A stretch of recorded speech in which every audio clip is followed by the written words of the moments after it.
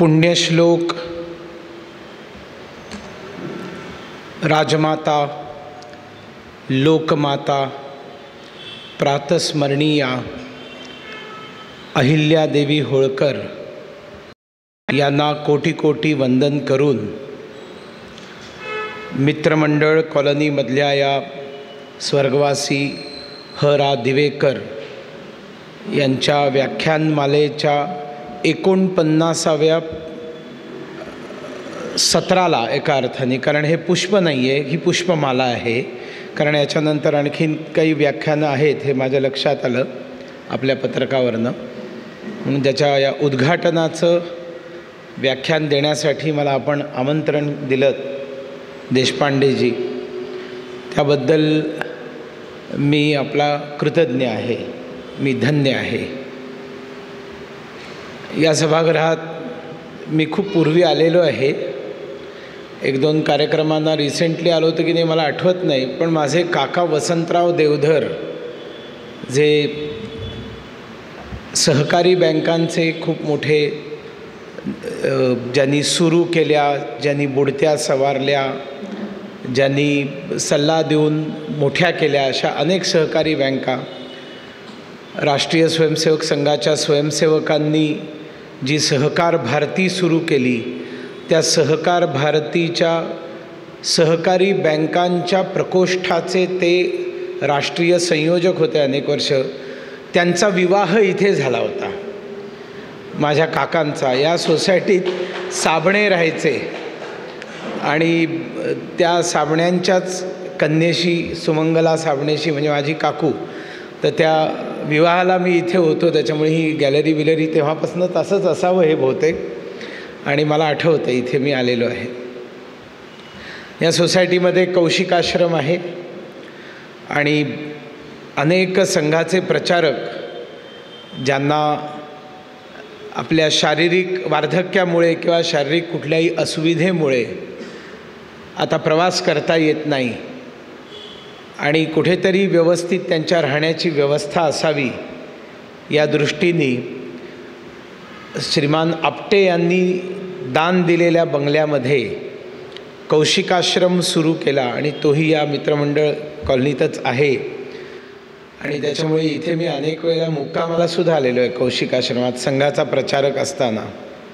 म्हणजे त्यांच्याबरोबर गप्पा मारण्यासाठी, म्हणून त्यांच्यापैकी मी नव्हतो, पण त्यांच्याशी गप्पा मारण्यासाठी, त्यांच्याकडनं काही शिकण्यासाठी आज मला इथे आपण बोलायला संधी दिलीत आणि मला प्रश्न विचारला की कुठल्या विषयावर तुम्ही व्याख्यान द्याल. तर बाय चॉईस मी स्वतः असं सांगितलं की मी पुण्यश्लोक अहिल्यादेवी होळकरांवरती बोलीन. त्यांचा काही मी अभ्यासक नाही आहे, त्यांच्याबद्दल खूप काही मी वाचन केलेलं आहे, लेखन केलेलं आहे, असं काही नाही आहे. पण जितकं मला माहिती आहे तितकं देखील लोकांना माहिती नाही आहे हे मला माहिती आहे, आणि ते लोकांपर्यंत पोचलं पाहिजे ही माझी प्रामाणिक इच्छा आहे. आणि म्हणून मी असं म्हटलं की मी पुण्यश्लोक लोकमाता राजमाता अहिल्यादेवी होळकर यांच्याबद्दल बोलीन. आणि असं म्हटल्यामुळे मला तयारी करणं भाग पडलं, आणि तयारी करण्यामध्ये अनेक गोष्टी मला कळल्या, पण माझी तयारी अजून पूर्ण झालेली नाही आहे. मी या येणाऱ्या वर्षात अनेक ठिकाणी हा विषय मांडणार आहे. कारण एकतर अहिल्यादेवी होळकरांच्या त्रिशताब्दी जन्मशताब्दीचं हे वर्ष सुरू आहे. म्हणजे 31 मे 1725ला त्यांचा जन्म झाला आणि त्याच्यामुळे 31 मे 2024ला दिल्लीमध्ये मी एक कार्यक्रम आयोजित केला त्यांच्या 299व्या जयंतीचा. आणि मग देशभरात अनेक संस्था अहिल्यादेवी होळकरांची त्रिशताब्दी जन्मशताब्दी साजरी करत आहेत. तर मी म्हटलं मी पण जिथे जिथे शक्य असेल तिथे अहिल्यादेवी होळकरांचा विषय मांडण्यासाठी मी जाईन. असं का केलं पाहिजे आणि अहिल्यादेवींमध्ये असं काय होतं? कारण एखाद्या व्यक्तित्वावर ज्यावेळेला आपण एखाद्या कालखंडामध्ये बोलतो त्यावेळेला सगळ्यात मोठा प्रश्न असतो रिलिव्हन्सीचा, की त्या रिलिव्हंट आहेत का आज? आज जर रिलिव्हंट असतील तर त्या कशा आहेत, का आहेत, त्यांच्याकडनं आपण काय घेतलं पाहिजे, काय शिकलं पाहिजे आणि त्यांच्यावर का बोललं पाहिजे. माझा सगळ्यात पहिला मुद्दा आहे की आपल्या देशामध्ये महापुरुष नावाची संकल्पना आहे, महामहिला नावाची संकल्पनाच नाही आहे. आमच्या देशामध्ये एखाद्या महिलेला मंचावर बसवलं जातं आणि तिने किती मोठं काम केलं असं बोलताना वक्ता त्यांचं वर्णन करताना बोलून जातो आणि मग त्याला कुठेतरी मनात खटकतं की हा शब्द ॲप्लिकेबल आहे का, की या ताईंनी पुरुषार्थ केला. आमच्याकडे स्त्रियार्थ नावाचा शब्दच नाही आहे. स्त्रियार्थ करणाऱ्या महिला होत्या की नाही होत्या? खूप होत्या, पण आमच्याकडे तो शब्द नाही. कारण पितृसत्ताक पद्धतीमध्ये मोठे झालेले आपण सगळे, आणि आपण आपल्या मातृशक्तीला जर विसरलो तर त्यात काही फार वावगं वाटत नाही, कारण सगळं पितृसत्ताक आहे ना. मी मेघालयामध्ये प्रचारक म्हणून गेलो आणि माझा परिचय मातृसत्ताक पद्धतीशी झाला. मेघालयामध्ये खासी, जयंतिया, गारो या 3 जनजाती आहेत आणि या 3 जनजाती मातृसत्ताक पद्धतीमध्ये त्यांचं जीवन व्यतीत करतात. म्हणजे इस्टेट प्रॉपर्टी, जायदाद ही आईच्या नावावर असते, ती मुलीला मिळते, मुलाला मिळत नाही. वंश आईचा पुढे जातो, वडिलांचा नाही. म्हणजे लग्न झाल्यानंतर पुरुषांनी स्त्रीच्या घरी जाऊन राहणं अपेक्षित असतं आणि त्यांना जे पुत्र किंवा पुत्री होतात त्यांना आडनाव आईचं मिळतं, वडिलांचं नाही. आईचं महत्त्व अनन्यसाधारण आहे, स्त्रियांचं महत्त्व अनन्यसाधारण आहे. आणि गुवाहाटीकडनं शिलाँगला गाडी जायला लागली की 20 किलोमीटर नंतर आपल्याला उजवीकडे मेघालय दिसतो आणि 30 किलोमीटर नंतर डावीकडे आणि उजवीकडे दोन्हीकडे मेघालय दिसायला लागतो. आणि आपल्याला तिकडे सर्व दुकानं आणि मार्केट फक्त महिलाच चालवताना दिसतात. सगळं काही करतात आणि पुरुषही सगळं काही करतात. म्हणजे एखाद्या घरामध्ये गेल्यावरती बाळाला सांभाळण्याचं काम पुरुष करतो. मी संघाचा प्रचारक, त्याच्यामुळे मुलांमध्ये काम करायचं, मुलांना शाखेत आणायचं. आणि मग इथे अनेक वेळेला प्रश्न निर्माण केले जातात, तुमच्या RSSमध्ये महिलांना प्रवेश नाही आहे, तुमची संस्था महिला विरोधी आहे. मग त्यांना सांगावं लागतं की आमची राष्ट्रसेविका समिती म्हणून वेगळी शाखांची व्यवस्था आहे महिलांची, ती वेगळी आहे, ही वेगळी आहे. त्यांनाही भरपूर मुभा आहे, तेही काम करू शकतात, त्यांच्याही शाखा लागतात. पण ते तिथे मला संघच त्यांना माहिती नव्हता, त्यांना जाऊन संघाची माहिती सांगायची होती आणि त्यांना हे आधी सांगायचं होतं की हा संघ पुरुषांचा आहे आणि महिलांसाठी मग वेगळा संघ आहे, तो मला माहीत नाही, त्याचे इथे कोणी नाही, संघाचाच मी पहिल्यांदा आलेलो आहे इथे. आणि ते मला अशा राज्यात जाऊन सांगायचं होतं की जिथे मातृसत्ताक पद्धती आहे. आणि मग मुलांना शाखेत घेऊन जायचं असेल, मुलांना शिबिराला घेऊन जायचं असेल तर परवानगी काढायची वडिलांची, हे मला माहिती. कारण आपल्याकडे परवानगी देणारा पिता, आणि म्हणून स्वाभाविकपणे एखाद्या स्वयंसेवक किंवा नवीन संपर्कात आलेल्या एखाद्या मुलाच्या घरी मी गेलो तर माझी अपेक्षा असायची की वडिलांना बोलवायचं आणि वडिलांशी बोलायचं, परवानगी काढायची. पण चटकन शिलाँग शहरामध्ये महिला येते वेलकम करायला, आणि ते शिलाँग शहर असल्यामुळे 75% अधिक ख्रिश्चन असल्यामुळे आणि ख्रिश्चन परंपरांमध्ये मोठं झालेलं शहर असल्यामुळे तिकडचे हिंदू देखील ख्रिश्चन चालीरीती आपल्या आचरणात आणणारे असल्यामुळे ती महिला देखील पटकन सेकंडसाठी हात पुढे करायची, hello mister Sunil please have a seat. आणि मी पुण्यामधनं गेलेला आणि बाई हात पुढे करते, त्या बाईचा हात हातात घ्यायचा, हे ह्याच्यामध्येच मला ती धसकी भरायची.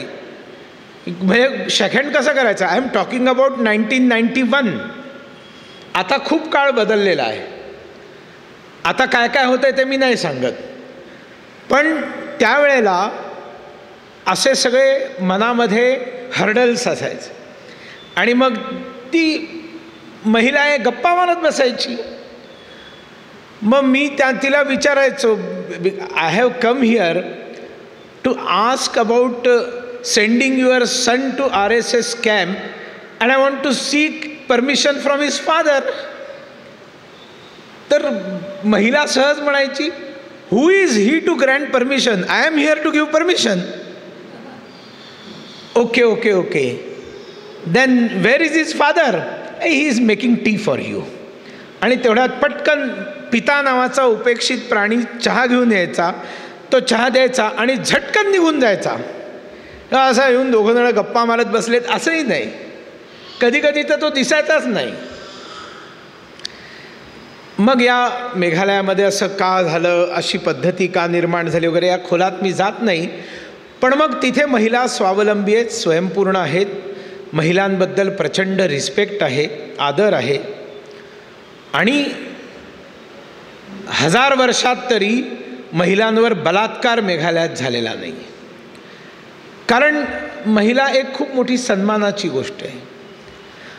ही मातृसत्ताक पद्धती मेघालयात आहे म्हणून असं जरी असलं तरी ईशान्य भारतातल्या सगळ्या राज्यांमध्येच एकूण महिलांना खूप महत्त्व आहे. मणिपूर जो आज एका अर्थाने खूप अशांत आहे, तर तिथे इमा बाजार म्हणून एक मार्केट आहे. ते संपूर्ण मार्केट फक्त महिलाच चालवतात. उगाचच त्या मार्केटला नाव इमा बाजार आहे. इमा म्हणजे आई, आईंचा बाजार. बाकी सगळी मार्केट इमा बाजारच आहेत, त्याला उगाचच नाव इमा बाजार दिलं. सगळ्या मार्केट महिलाच चालवतात. मातृसत्ताक नसताना नागालँड असेल, अरुणाचल प्रदेश असेल, सर्व राज्यांमध्ये ज्या जनजातीय ट्राईब्स आहेत. पण मग आपण परत महाराष्ट्रात येऊ, अन्य राज्यांमध्ये अदर दॅन नॉर्थ ईस्ट जी राज्य आहेत तिथे येऊ, आणि मग आपल्या लक्षात येतं की इथे फारच विचित्र परिस्थिती आहे महिलांच्या बाबतीत. आणि मी तुम्हाला सुरुवातच ही केली की महामहिलांची कन्सेप्ट नाही. मग वर्षभराचं कॅलेंडर आठवून बघा. आपण महापुरुषांच्या जयंत्या, मयंत्या, पुण्यतिथ्या, स्मरणाचे दिवस, अमुक दिवशी तोरणा किल्ला जिंकला, तमुक दिवशी लाल किल्ल्यावर अमुक काहीतरी झालं वगैरे, हे असे देशभरामध्ये जितके कार्यक्रम आपण करतो, 98% कार्यक्रम पुरुष सेंट्रिक कार्यक्रम असतात. आठवून बघा, जिजामाता जयंतीचे किती कार्यक्रम होतात पुण्यामध्ये. पुणे म्हणजे काय, सगळ्या भारतामध्ये एक अत्यंत वेगळं आणि एक स्वतःची ओळख असलेलं एक सांस्कृतिक शहर आहे, ऐतिहासिक शहर आहे. पण त्या पुण्यात देखील जिजामाता जयंतीचे किती कार्यक्रम होतात. थोडे बहुत होतात ते पुण्यात होतात, ठीक आहे, पण किती होतात. अहिल्याबाई होळकरांच्या जयंतीचे कार्यक्रम किती होतात. आता ताराबाई म्हटलं तर त्या कोण म्हणून प्रश्न विचारतील, तर त्यांचे कार्यक्रम तर नंतरची गोष्ट. क्रांतीज्योती, ज्ञानज्योती, सावित्रीबाई फुलेंचे कार्यक्रम किती होतात, आणि मग ते कोण करतं.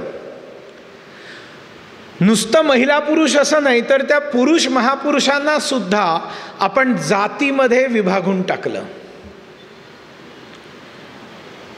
आणि हे कार्यक्रम करतात, ते कार्यक्रम ऐकायला कोण येतं. आज मला मनापासून आपल्या सगळ्यांना धन्यवाद द्यायचे आहेत. आनंद वाटतो आहे की या सभागृहात उपस्थिती जी आहे त्याच्यामध्ये 50% महिला आहेत. 50%पेक्षा एखादा टक्का जास्तच असेल.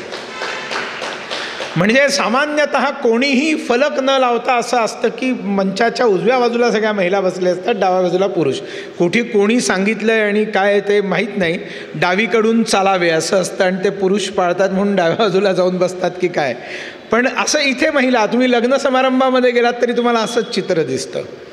तर इथे मॅक्झिमम सगळ्या महिला आहेत आणि पुरुषांमध्ये सुद्धा मोठी महिलांची उपस्थिती इथे आहे. त्याच्यामुळे माझ्या लक्षात येतं आहे की sizeable listeners are women in this hall. अभिनंदन. पण मग पुढचा प्रश्न आहे की या सभागृहाचं ॲव्हरेज एज काय आहे? माझ्या मते या सभागृहाचं एज आहे, वय आहे 55 ते 60 वर्ष सरासरी.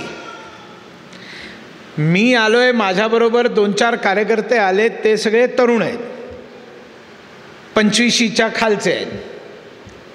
तेही 2-4च आले आहेत. म्हणजे मला सांगितलं असतं तर मी सगळं भरून टाकलं असतं, ती गोष्ट वेगळी, पण तेही 2-4 आहेत. मग इकडचे मूळ आपल्या सोसायटीत राहणारे किती तरुण तरुणी इथे आलेत?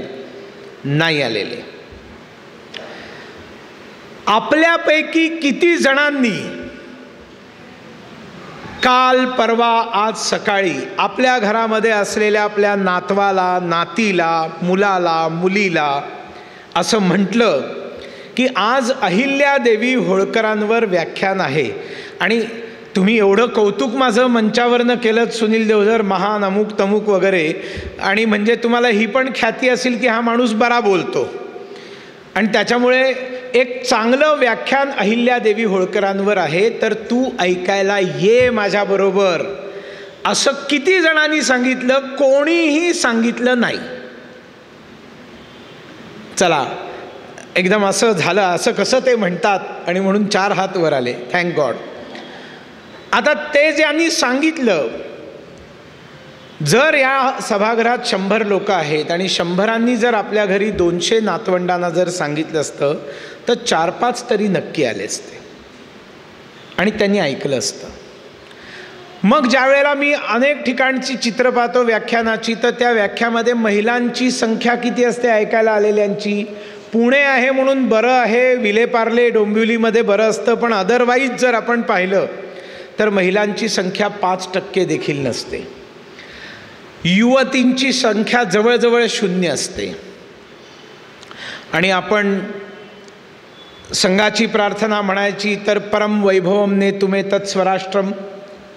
पंतप्रधान नरेंद्र मोदींचं जर ऐकायचं तर विकसित भारत 2047पर्यंत, भाजपचे अनेक अध्यक्ष आणि बाकी अनेक संस्था, भारताला आपल्याला विश्वगुरू बनवायचं आहे. हे सगळं कोण करणार आहे? ज्यांचं वय ॲव्हरेज 55 आहे आणि आणखीन थोडं पुढे गेलं तर 60 नंतर आता रिटायरमेंट मोडमध्ये आलेले मॅक्झिमम लोक जर इथे असतील तर ते विकसित भारत करणार नाही आहेत. ते विकसित भारतासाठी फक्त सल्ले देण्याचं काम करू शकतील. आणि आजकाल एक हत्यार हातात आलेले सोशल मीडिया, आणि त्याच्यामध्ये फार तर फार आपली कॉमेंट लिहू शकतील किंवा व्हॉट्सअप ग्रुपवरती फॉरवर्ड करू शकतील आणि एखाद्या चॅटमध्ये कोणाशी तरी भांडू शकतील. तेही आवश्यक आहे, त्यात मी असं म्हणत नाही की ते केलंच पाहिजे, पण जर 18 ते 25 वयोगटातल्या युवकांनी आज जर हे सगळं ऐकलं नाही तर आत्ता जे बांगलादेशामध्ये घडतं आहे ते पुण्यामध्ये घडायला फार जास्त वेळ लागणार नाही आहे. म्हणजे त्यांच्या सुरक्षेसाठी ते जरुरी आहे. आपल्या डोळ्यासमोर बांगलादेशाची स्थिती पुण्यात, मुंबईत, दिल्लीत होणार आहे की नाही आपल्याला माहिती नाही, पण त्यांना याची देही, याची डोळा बघावं लागणार आहे हे सगळं. पण त्यांच्यामध्ये जागृतीच नाही, त्यांना माहितीच नाही. ते आपलं 30 सेकंदाचं रीळ, कुठल्या तरी नटीचं चित्र, तिचं बिभत्स नृत्य, काहीतरी आचरट विनोद, घाणेरडे डान्स, अत्यंत सवंग पातळीचे जोक्स सोशल मीडियात शेअर करणं, एकमेकांना पाठवणं, याच्यामध्ये धन्यता मानणारी सगळी आजची युवा पिढी लव जिहाद सारख्या भयंकर सापळ्यामध्ये अनाहूतपणे स्वतःहून चालत जाणाऱ्या हिंदू मुली, असं सगळं विचित्र चित्र बाहेर असताना पुरुष प्रधान सर्व विषय मांडत असताना तिथे समजा 10-15 युवती आल्या जरी, त्यांनी शिवाजी महाराजांचं चरित्र ऐकलं जरी, विवेकानंदांबद्दल सुंदर ऐकलं जरी, तरी त्यांच्या मनामध्ये ही भावना, ही प्रेरणा निर्माण नाही होणार की मी यांच्यासारखी बनू शकते. मुलांमध्ये होऊ शकेल कारण ते पुरुष आहेत. मुली त्यांच्यातले काही गुण घेऊ शकतील, जसं देवी अहिल्याबाईंच्या चरित्रातनं युवक आणि पुरुष गुण घेऊ शकतात. पण मी त्यांच्यासारखी बनू शकते, खास करून मुलींमध्ये हा आत्मविश्वास केव्हा निर्माण होईल, ज्या वेळेला त्यांच्यासमोर महामहिलांच्या चरित्राचं महिमा मंडन झालं तर. आणि म्हणून या देशामध्ये महामहिलांचे तेवढेच कार्यक्रम झाले पाहिजेत जितके महापुरुषांचे कार्यक्रम होतात. 50% लोकसंख्या जर या देशात महिलांची आहे आणि जर आपल्याला विकसित भारत, विश्वगुरू भारत, परमवैभवशाली भारत करायचं असेल तर या 50% महिलांमध्ये तितकीच प्रेरणा, तितकीच उत्कटता, तितकंच समर्पण, तितकाच त्याग जोपर्यंत निर्माण होणार नाही तोपर्यंत परमवैभव येणार नाही, तोपर्यंत विश्वगुरू भारत बनणार नाही, तोपर्यंत विकसित भारत बनणार नाही. मग आम्ही संघामध्ये गीत म्हणतो, घरो घरो में बने जिजाऊ तो घर घर में शिवराय. म्हणजे जिजाऊला आम्ही फक्त मर्यादित करून ठेवलंय का आईपुरतं. पण ठीक आहे, ते जरी खरं असायला, तेवढंच जरी मानायचं असलं तरी देखील त्या जिजाऊच निर्माण होणार नाहीत ना. मग त्या जिजाऊ निर्माण नाही झाली तर त्या आलिया गेलिया भट, आणखीन अनन्या पांडे आणि प्रियांका चोप्रा यांना आदर्श ठेवून त्यांच्याकडे बघून आपल्या जीवनात आपल्याला भविष्यात काय करायचं आहे याची स्वप्न पाहणाऱ्या मुली या देशाला विकसित भारत बनवू शकत नाहीत. म्हणून आज अत्यंत आवश्यक जर काही असेल तर जितके कार्यक्रम महापुरुषांचे झाले पाहिजेत तितकेच कार्यक्रम, एक कम नाही, एक कमी नाही, तितकेच कार्यक्रम महामहिलांचे झाले पाहिजेत.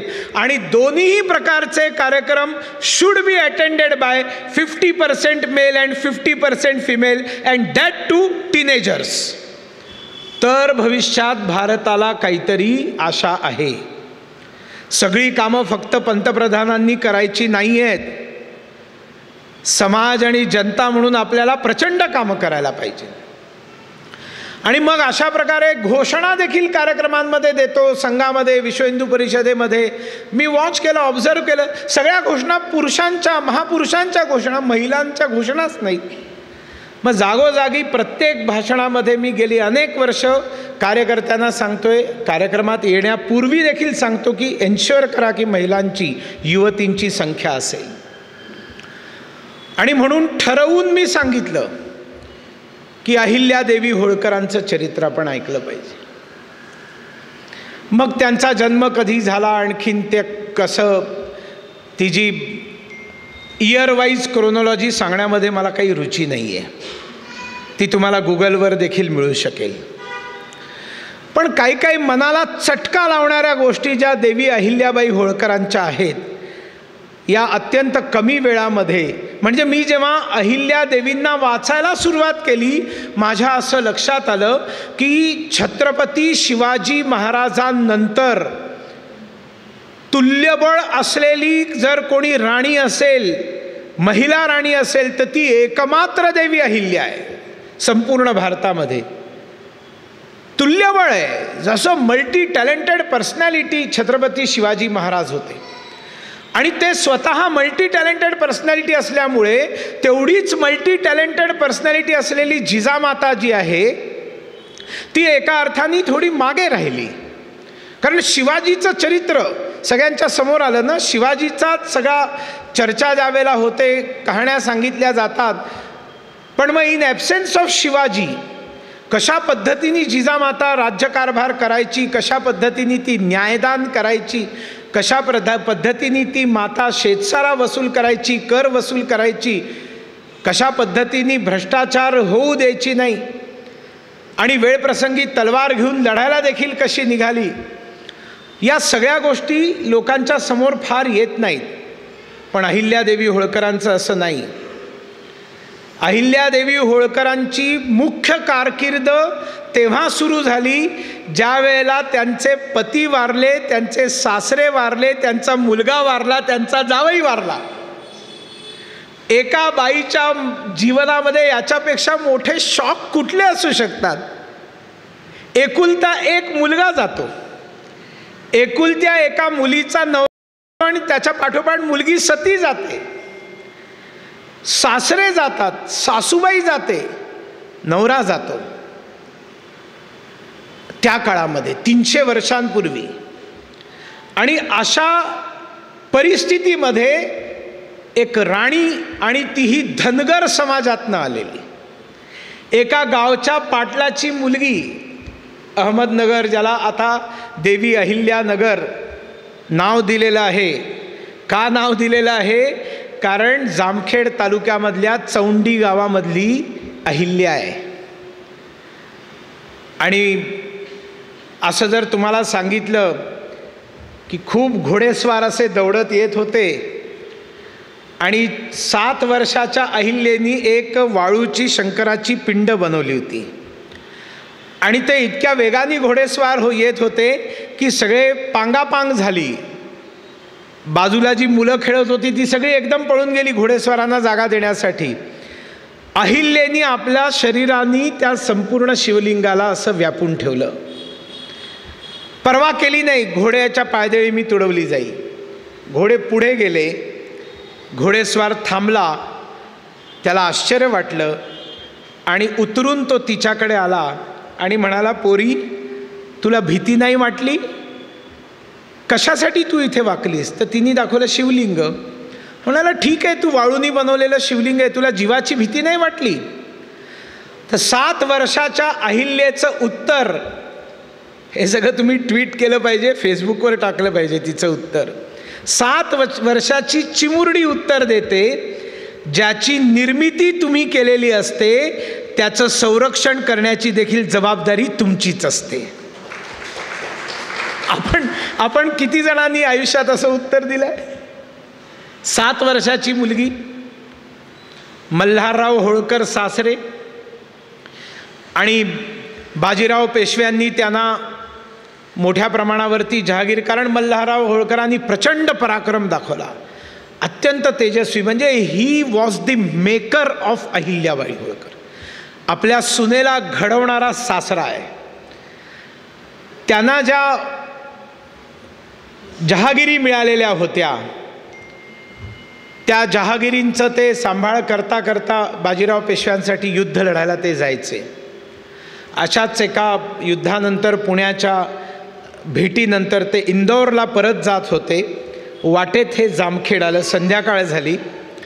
एक शंकराचं मंदिर दिसलं म्हणून त्यांनी त्या ठिकाणी आरती करण्यासाठी, दर्शनासाठी ते गेले. तर त्यांना ही अहिल्या दिसली, तेजस्वी मुलगी, चुणचुणीत, आणि संपूर्ण मंदिर जणू काही त्या लहानशा चिमुरडीच्या इशाऱ्यावर चालत होतं.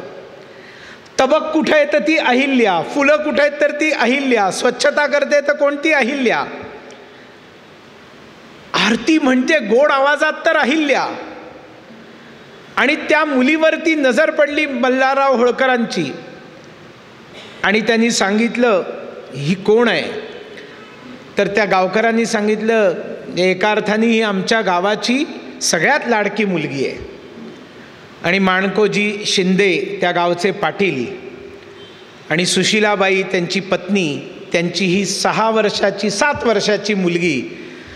आणि त्या मुलीला मल्हाररावांनी आपल्या मुलासाठी मागणी घातली. बालविवाह व्हायचे आपल्या सगळ्यांना माहिती आहे. त्याच्यामुळे 8 वर्षाची अहिल्या ही मल्हारराव होळकरांच्या घरी सून म्हणून गेली. 8 वर्षाची मुलगी. आणि मग ती आपल्या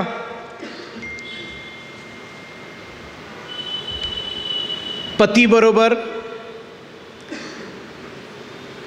ज्यावेळेला वडील आपल्या मुलाला शिकवायचे, तलवार चालवायला शिकवायचे, हॉर्स रायडिंग शिकवायचे, ढाल चालवायला शिकवायचे, भालाफेक शिकवायचे, फिजिकल ॲक्टिव्हिटीज करून घ्यायचे, व्यायाम करून घ्यायचे, राज्यशास्त्र शिकवायचे, नीतिशास्त्र शिकवायचे, अर्थशास्त्र शिकवायचे. महानता होती मल्हाररावांची की या सगळ्या गोष्टींमध्ये त्यांनी आपल्या सुनेला देखील सोबत ठेवलं होतं. तसं तिच्या आईवडिलांनी देखील तिला शिकवलं होतं. म्हणजे ती साक्षर आधीपासूनच होती.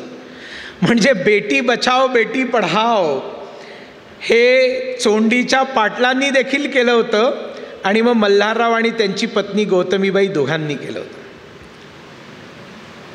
प्रसंग त्यांच्या जीवनाचे अनेक आहेत. खंडेराव त्यांचे पती हे एका युद्धामध्ये मारले गेले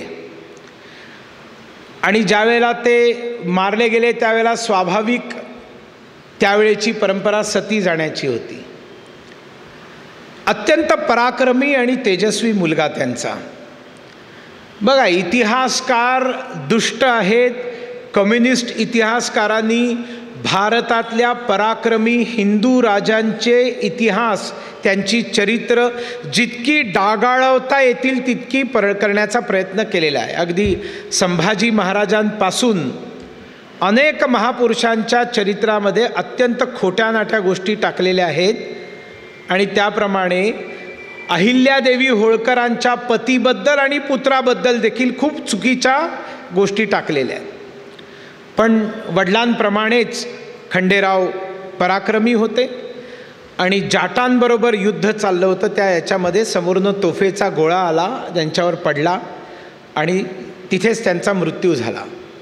मृत्यू झाल्यावर अहिल्या सती जायला निघाली. जशी अहिल्या सती जायला निघाली त्यावेळेला मल्हारराव रडायला लागले आणि मल्हाररावांनी हात जोडून आपल्या सुनेला, जिला मुलीसारखी वाढवली होती, तिला विनंती केली, पोरी तू सती नको जाऊस ग. हे सगळं जे साम्राज्य आहे हे कोण, याला वाली कोण राहणार? मुलगा गेला, तू गेलीस. तुझं कर्तव्य राज्यकारभार करणं आहे, राज्य सांभाळणं आहे. मी किती दिवस राहीन, असाही मी कधीही जाऊ शकतो. आणि त्याच्यामुळे हा सगळा माळवा प्रांत जो आहे, ज्याच्यावर होळकरांचं साम्राज्य आहे, जे आपण पुरुषार्थाने मिळवलेलं आहे, दान म्हणून कोणी दिलेलं नाही आहे, पराक्रम केल्यामुळे प्रसन्न होऊन बाजीरावांनी दिलेली जहागीर आहे, पराक्रमामुळे मिळालेलं इनाम आहे. ते सांभाळण्यासाठी तुला जिवंत राहावं लागेल. आणि म्हणून त्यावेळेला सती प्रथा असताना देखील सती न जाणं हे अहिल्यादेवींनी केलं. त्यांचं काय महत्त्व होतं मल्हाररावांच्या मनामध्ये याचं पुण्याच्या डेक्कन कॉलेजमध्ये रिटन डॉक्युमेंट आहे. आपल्या बाजीराव पेशव्यांनी प्रश्न विचारला एकदा मल्हारराव होळकरांना की मल्हारराव, तुम्ही आणि खंडेराव हे दोघं युद्धाला जात असता, तुंबळ युद्ध होतं, अनेक दिवस तुम्ही वेगवेगळ्या स्वाऱ्यांवर असता, तुम्हाला दिलेली जी जहागीर आहे, एवढी मोठी जहागीर जी आहे, ती असं कुठल्या तरी परक्याच्या हातात देणं बरोबर नाही आहे. कोण सांभाळतं तुमच्या अनुपस्थितीमध्ये महिनोमहिने, कोण राज्यकारभार सांभाळतं? त्यावेळेला जे मल्हाररावांनी उत्तर दिलं आहे बाजीरावांना ते लिखितमध्ये आपल्याला मिळतं. मल्हारराव म्हणतात की आम्ही पराक्रमामुळे मिळालेली जी आमची जागीर आहे ती आम्ही कुठल्याही परक्याच्या हातात देत नाही. आमची सून जी आहे ती प्रचंड कर्तृत्ववान आहे आणि काय एखादा पुरुष राजा राज्य करेल अशा पद्धतीने आमची सून अत्यंत कुशलतेने राज्यकारभार सांभाळते. आणि तिच्यावर ज्यावेळेला आम्ही राज्य सोडून जातो त्यावेळेला निर्धास्तपणे आम्ही लढायला जातो की प्राण गेले तरी बेहत्तर, आम्हाला माळव्याची चिंता नसते. हे उत्तर बाजीराव पेशव्यांना मल्हारराव होळकरांनी दिलेलं आहे आपल्या सुनेबद्दल. खंडेरावांना खंडेरावांना देखील अभिमान होता आपल्या पत्नीचा, की माझी पत्नी इतकी शिकलेली आहे, इतकी कुशल आहे, व्यवहार कुशल आहे आणि अत्यंत न्यायी आहे, कडक आहे, हिचा अभिमान होता. आणि त्या अहिल्यादेवीच्या गुणाचा एक सफरर ज्याला म्हणू ते स्वतः खंडेराव कसे झाले माहिती आहे? खंडेराव एका लढाईला गेले. लढाईवरनं ज्यावेळेला परत आले त्यावेळेला युजली लढाई झाल्यानंतर जिथे आक्रमण करतात तिकडच्या शत्रूला लुटून त्याचं धन आणतात. तर खंडेराव जे आहेत ते धन घेऊन घरी आले. नियम असा आहे की जर तुम्ही धन लुटून आणलं लढाईमध्ये तर ते धन तुम्ही राज्यकोशामध्ये जमा करायचं असतं, घरी न्यायचं नसतं राजांनी. अहिल्याने विचारलं स्वतःच्या पतीला, अरे खंडेराव हे धन तुम्ही इथे कसं काय आणलं? पती म्हणतो आपण पुरुषार्थाने विजयी करून आणलेलं आहे, काय फरक पडतो आपल्या घरात ठेवलं तर? अहिल्या सांगते नाही, हे धन राज्यकोशामध्ये जाऊन जमा करा, माझा आदेश आहे, मी हे धन घरात ठेवू शकत नाही. मुकाट्यानी खंडेरावांना ते धन राज्यकोशात जमा करावं लागलं. इतकंच नाही तर राज्यकोशामधनं पगार देखील मिळायचा, सगळ्यांना मिळायचा. अहिल्यादेवीकडे स्त्रीधन होतं, जिचं स्वतःचं होतं. म्हणजे ती एक परंपरा होती की घरामध्ये महिलेच्या नावाने एक वेगळा कोश असायचा आणि तो तिचा पर्सनल असायचा. त्याच्यातनं तिला पाहिजे तशी खर्च ती करायची. इकडचे बहुतेक सगळे पुरुष म्हणतील अहो तेव्हा नव्हतं, आत्ताही सगळं तिकडेच असतं त्यांच्याच हातात. पण त्यावेळेला असा एक कोश असायचा सेपरेट. त्या कोशामध्ये अंदाजे 25 कोटी रुपये होते. अहिल्यादेवीच्या स्वतःच्या व्यक्तिगत कोशामध्ये, स्त्री धनामध्ये 25 कोटी रुपये, म्हणजे हे 1740च्या सुमारासची गोष्ट आहे. आणि असा पगारही मिळायचा. म्हणजे राजा आहे तर राजाला देखील स्वतःला त्या कोशातनं महिन्याच्या खर्चासाठी पैसे मिळायचे. खंडेरावांनी 12 महिन्याचा जो पगार होता तो 2 महिन्यामध्ये खर्च करून टाकला. बातमी कळली पत्नीला, जी राज्यकारभार सांभाळत होती. तिने बोलवलं पतीला दरबारामध्ये. खजांची जो होता त्याला समोर उभं केलं आणि खंडेरावांना म्हणाली, आम्हाला काय कळलं, 12 महिन्याचा तुमचा पगार तुम्ही 2 महिन्यामध्ये संपवून टाकलात आणि तुम्ही आणखीन पैसे मागताय? असं चालणार नाही. तुम्हाला 12 महिन्यांसाठी जितका ठरलेला पगार आहे तितकाच पगार मिळेल. पुन्हा खंडेराव काय म्हणतेस तू? हे राज्य आपलं आहे, आपण राजे आहोत, त्या राज्यकोशावर आपला अधिकार आहे. अहिल्या म्हणते त्याच्यावरती प्रजेचा हक्क आहे, ते प्रजेचं धन आहे, ते उडवायचा आपल्याला अधिकार नाही आहे. मी तुम्हाला परवानगी देत नाही आणखीन पैसे घेण्यासाठी. हे बघा तुम्ही केलेले खर्च. हिसकावून घेतलं हातामध्ये खंडेरावांनी ते पुस्तक लिहिलेलं आणि चरफडत रागाने फेकून दिलं. फेकून दिल्यावर अहिल्यादेवी चिडल्या आणि त्यांनी आपल्या पतीला सांगितलं की तुम्ही राज्यकोशाच्या पुस्तकाचा अपमान केलाय, याचा तुम्हाला 25 होन मोहरा दंड द्यावा लागेल. यू विल हॅव टू पे 25. त्यांच्या त्या होन मोहरा ज्या होत्या, आपल्या पतीला जो राजा आहे आणि ही राणी आहे, ही सगळा कारभार सांभाळते आहे, तिला एक गोष्ट माहिती होती, राज्यकारभार सांभाळताना नाती गोती बघायची नसतात, नीतिमत्ता बघायची असते. आणि नीतिमत्ता पाळणारी ही राणी होती. अहिल्यादेवींचे पती गेले, त्याच्यानंतर मल्हारराव गेले आणि मी तुम्हाला सांगितलं 4ही पुरुष गेले. आता 4ही पुरुष गेल्यानंतर वारसच राहिला नाही ना. मग अहिल्याच्या लक्षात आलं की आता हे राज्य जर कुठल्याही दुसऱ्या व्यक्तीच्या हातात पडलं तर जी लिगसी होळकरांनी, मल्हारराव होळकरांनी ज्या पद्धतीने चालवलं आहे, ज्या पद्धतीने आम्ही हे राज्य चालवलेलं आहे, साम्राज्य विस्तार केलेला आहे, हे सगळं धोक्यामध्ये येईल. आणि त्याच्यामुळे तिने घोषित केलं की आजपासून या राज्याची मी राणी आहे. अशा पद्धतीने अहिल्यादेवी होळकर या पहिल्या घोषित राणी बनल्या, ज्या धनगर समाजातनं आलेल्या होत्या. Self declared queen. आणि काय करावं या महान महिलेनी? सगळ्यात पहिल्यांदा 5,000 महिलांना सांगितलं जमा करून की तुम्हाला युद्धाचं शिक्षण घ्यायचंय, आपल्याला महिलांची सेना बनवायचे. महिलेला कोणी कमकुवत समजलं नाही पाहिजे. मी जर लढू शकते, मी जर सगळ्या प्रकारची शस्त्र चालवू शकते, मी जर घोडस्वारी करू शकते, तर तुम्ही का नाही करू शकत? तुम्हाला सगळ्या प्रकारचं प्रशिक्षण दिलं जाईल. आणि 5,000 महिलांची सेना बनवून आली. कदाचित जगातली पहिली राणी अहिल्यादेवी होळकर आहे. First women's army, the ever first women's army in the world. And she was the founder, she was the maker. तिने निर्माण केलं. आणि ज्यावेळेला महिलांची सेना निर्माण झाली, दरम्यान त्यांच्या दरबारातला एक मुनिमजी फितूर झाला आणि त्यांनी राघोबा दादा पेशव्यांना जाऊन सांगितलं की आता इंदोरला माळव्यांच्या होळकरांच्या राज्याला आता वाली नाही आहे, एक महिला बसलेली आहे, कमजोर महिला बसलेली आहे. तुम्ही कर्जामध्ये बुडालेले आहात, आता सुवर्ण संधी आहे, आक्रमण करू आणि आपण माळवा जिंकू. राघोबा दादा निघाले की 30,000चं सैन्य घेऊन अहिल्यादेवीचा पराभव करण्यासाठी. एक कमजोर महिला आहे. उज्जैनपर्यंत पोचल्यानंतर अहिल्यादेवींनी पत्र पाठवलं. त्यांना सांगितलं तुम्ही माझ्यावर आक्रमण करून येता आहात, 30,000ची सेना घेऊन येता आहात, पण तुमच्या समोर 5,000ची महिला सेना घेऊन मी समोर येणार आहे.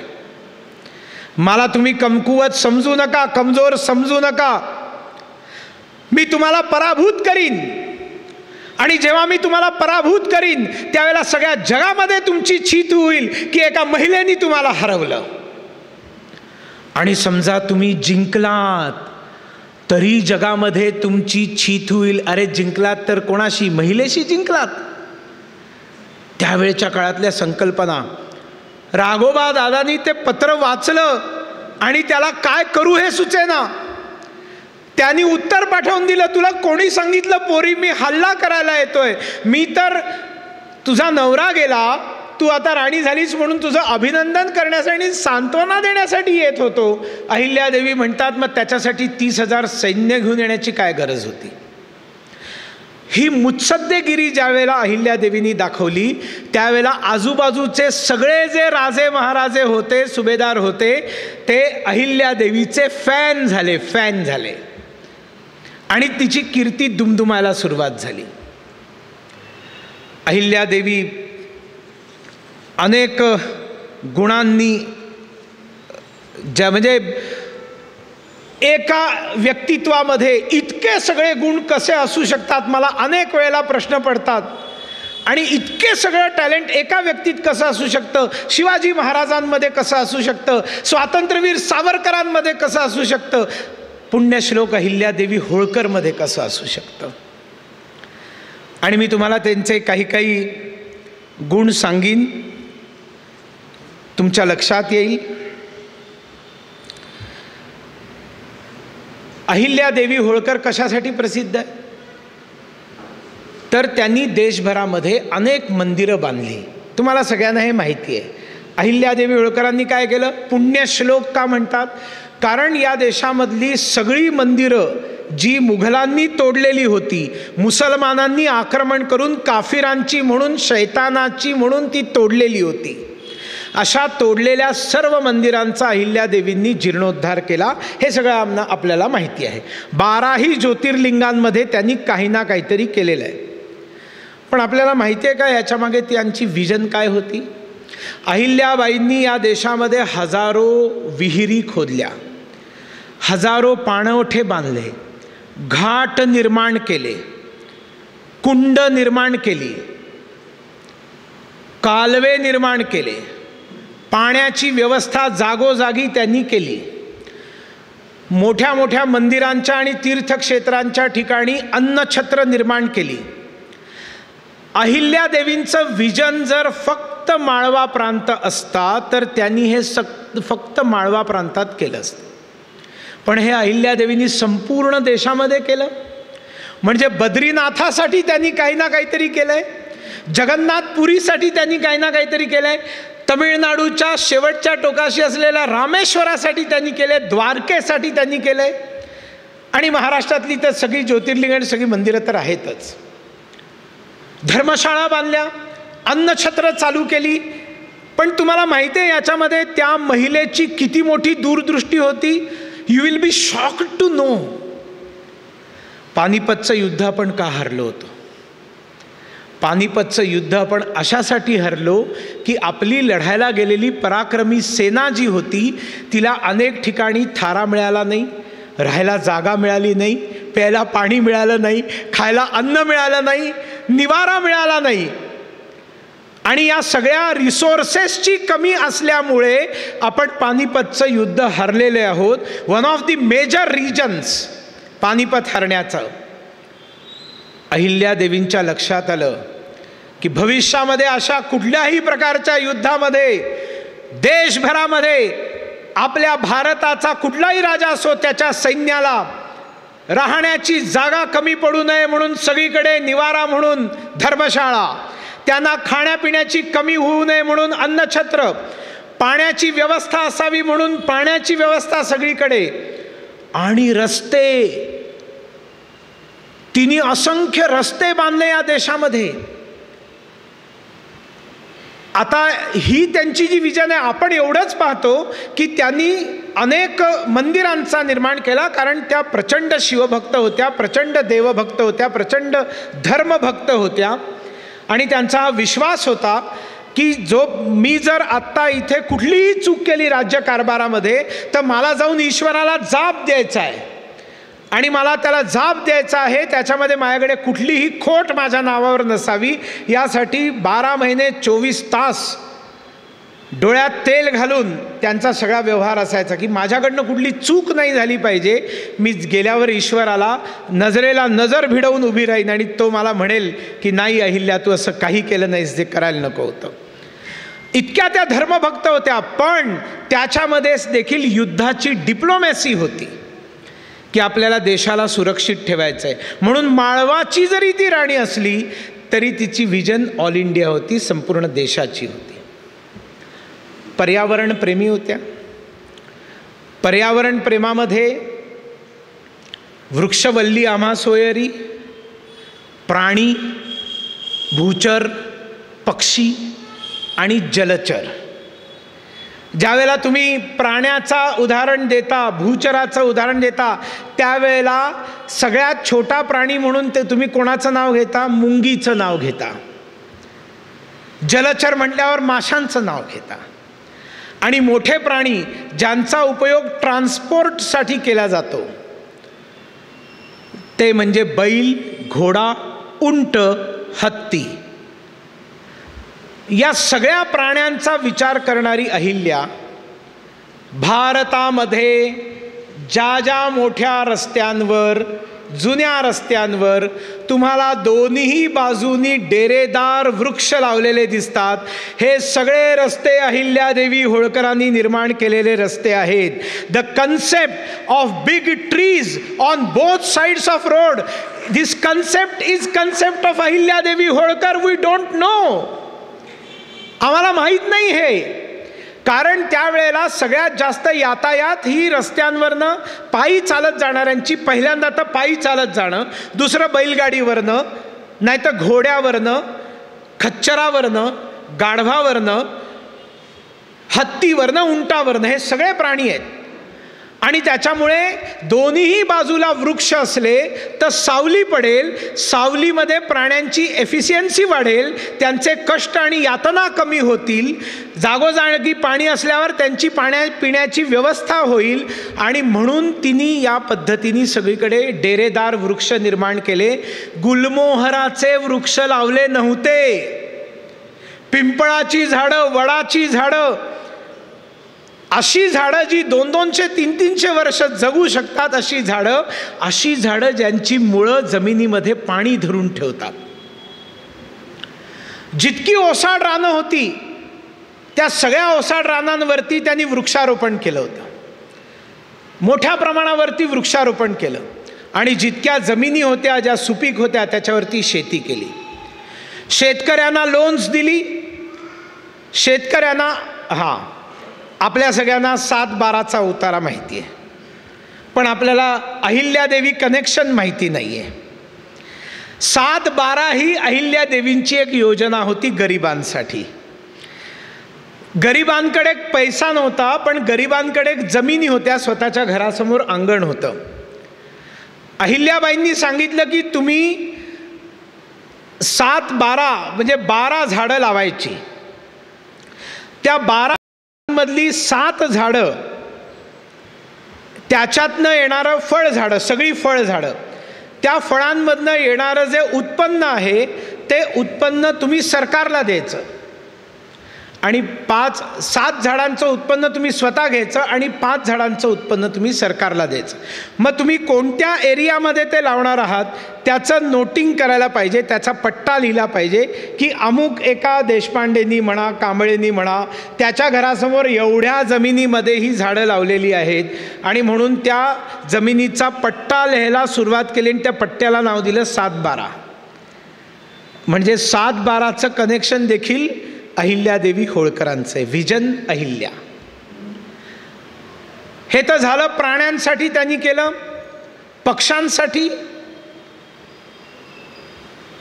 आपण शेतांमध्ये उभं राहून गोफण चालवतो. का गोफण चालवतो? कारण तिथे जे पक्षी येतात ते दाणे खातात, शेत खाऊन टाकतात, आणि म्हणून गोफण चालवून त्यांना हाकलून द्यायचं. अहिल्याचं म्हणणं होतं हा हॅबिटॅट सगळ्यांचा आहे, याच्यावरती जसा तुमचा अधिकार आहे तसा पक्ष्यांचाही अधिकार आहे.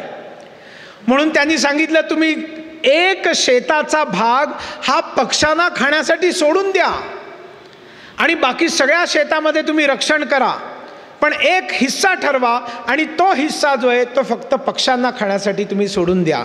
राणींनी सांगितलं, प्रजेने ऐकलं, पण प्रजेतल्या काही लोकांनी प्रश्न उपस्थित केले, पण मग आमचं नुकसान होईल.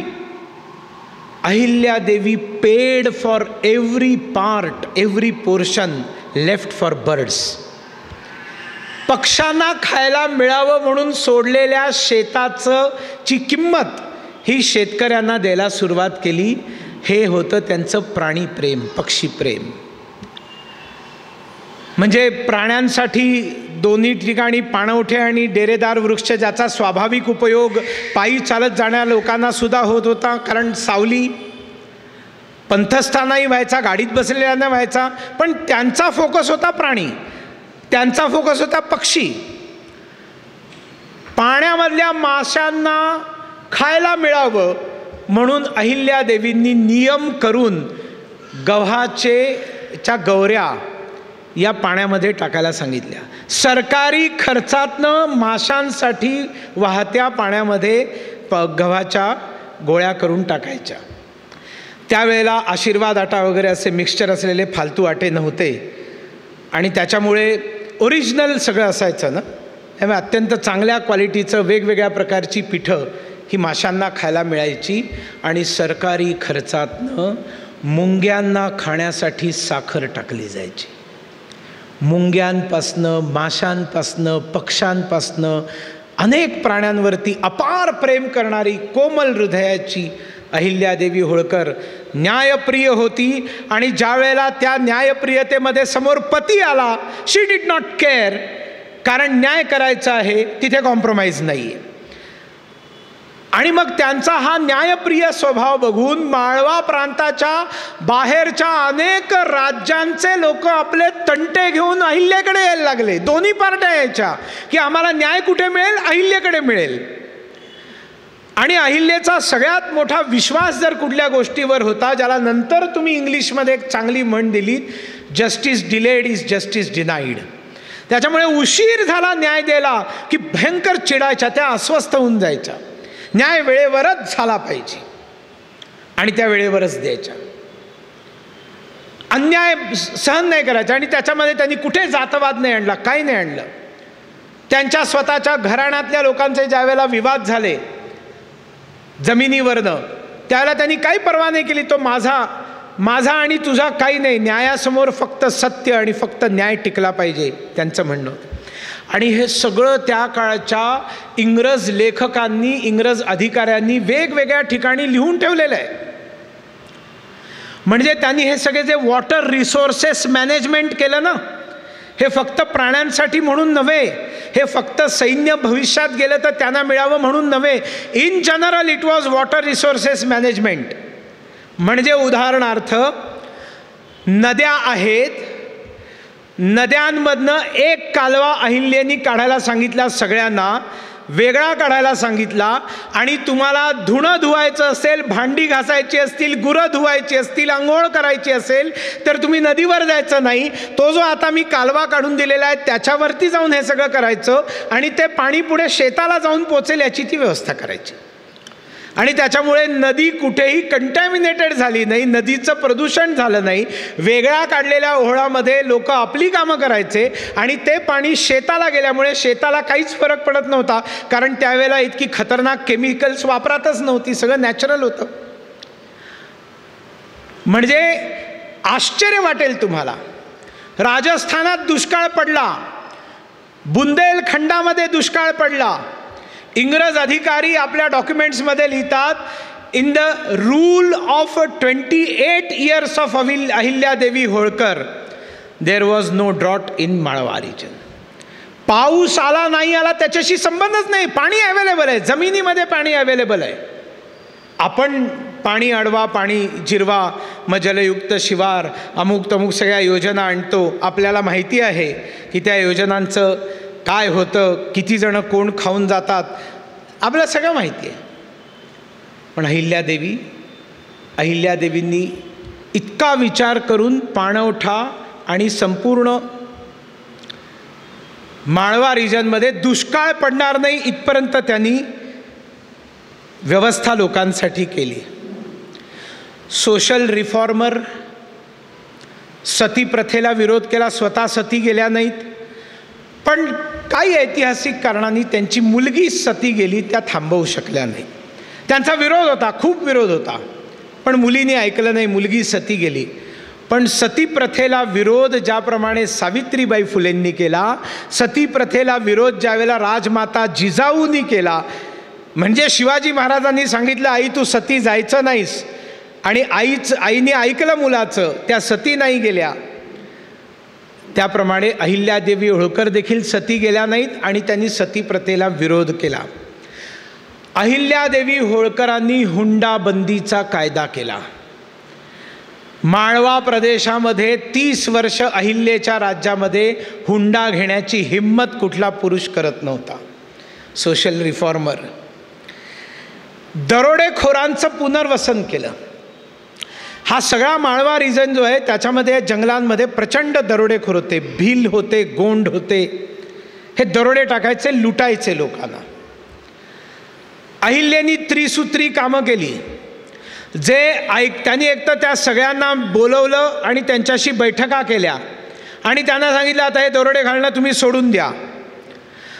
त्या दरोडेखोरांनी सांगितलं मग आमच्याकडे सोर्स ऑफ इन्कम काय. त्यांना सांगितलं की मी तुमची फौज तयार करते, संरक्षक फौज, म्हणजे आजच्या घडीला patrolling police, highway patrolling police, हायवेवरती तैनात केलेले पोलीस.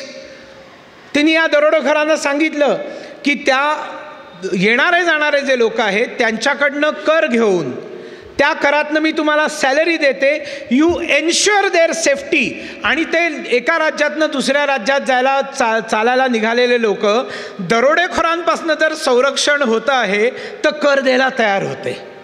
हे सगळंच लुटलं जायचं, त्यापेक्षा कर दिल्यावर निदान सुरक्षित तरी आम्ही जाऊ शकतो.